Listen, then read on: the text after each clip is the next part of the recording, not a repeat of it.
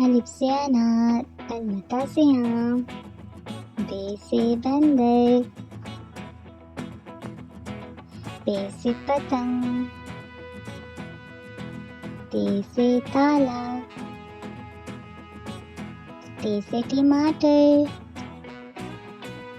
से summer, gym से जहाज, जे से चिड़िया, हे से हुक्का, खे से खरगोश, दाल से दावत, दाल से डबल रोटी, दाल से ज़ख़ीरा, रे से रीछ, रे से पहाड़, जे से जंजीर,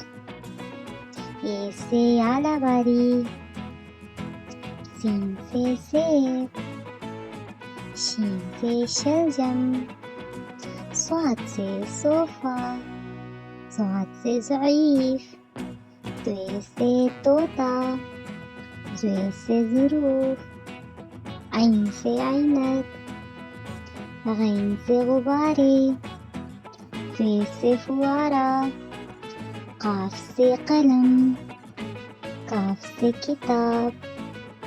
गाफ से गाजर, लाम से लड्डू, मीम से मोर, नून से नाशपाती, वाव से वर्क, हा से हाथ, हमजा से गाय, ये से यक्का, ये से तारे,